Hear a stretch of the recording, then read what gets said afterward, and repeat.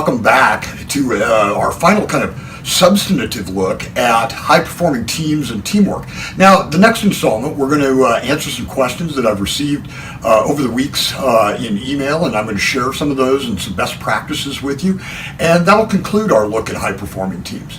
Today is a fun one, and I enjoy this subject, and I kind of purposefully saved it for last just because it is so fun. And that is high-performing teams enjoy each other's company, and they look for opportunities that they can do things together. And I can share a couple of practices that I've used and that Aegis Learning has used over the years to help seed that and help grow that. I can tell you some of the success stories that we've had with that, but nothing builds a strong sense of cohesion and collaboration and even works on trust and communication like getting out of the office environment. That's key, getting out and doing something together, everybody. And something that is fun, something that is enjoyable. And there's no magic answer to that. I mean, you know, some companies and organizations have great success with happy hour gatherings, and some go bowling together, and, you know, some go to the carnival together and whatnot. But it doesn't matter what it is. What matters is that it happens, and it happens regularly. That chance to kind of let the guard down and take everything away that is work and just, you know, laugh and enjoy each other. I mean, I can tell you, nothing will bring people together quicker than the embarrassment of bowling together. Of course, you know, you might have a couple of ringers out there that are good at it, but still, put people in a situation where there's going to be laughter. Social interaction is designed to occur. You know, maybe something that's not hyper competitive, but just something low key. There was a group of executives that I got to work pretty intimately with a few years ago that we seeded that process, and the senior executive that I was working with really took it to heart, and he ran with that, and it was a great model. It was you know, perfectly almost a textbook model that he did the first one. He planned out the first one and carved out what that was going to be.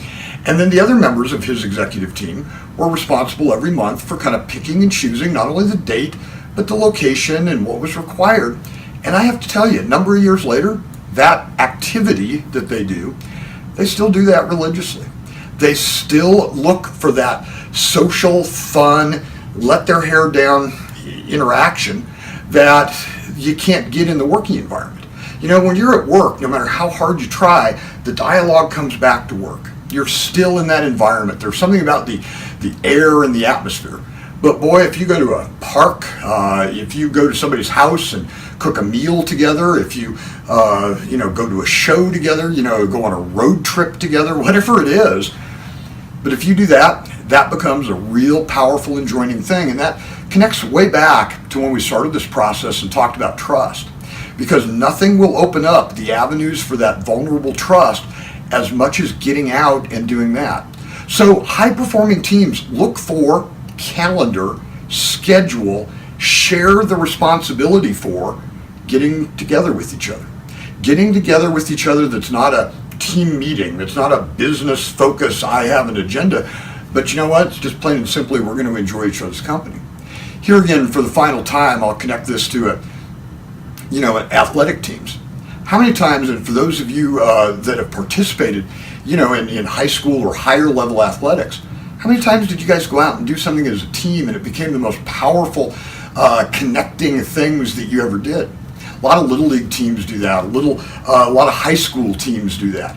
You know, they spend as much time at practice, but then they also invest in some serious time having fun and enjoying each other too. That has some real value and real merit. So look for this last little ingredient in high-performing teams. Look for opportunities where you can go out, get out of the working environment, have fun, enjoy each other, do something different, and then share that responsibility. Don't just make that all about the leader decides what it's going to be for the next 12 months, but share that to get everybody's interests and everybody's activities accounted for and connected. Next time we're together, we're going to look at a few of the questions that you guys have sent to me over the past weeks related to high-performing teams, and maybe even just a couple of off-the-wall questions that I might choose to answer as well. Have a terrific week, and I hope your teams are functioning well.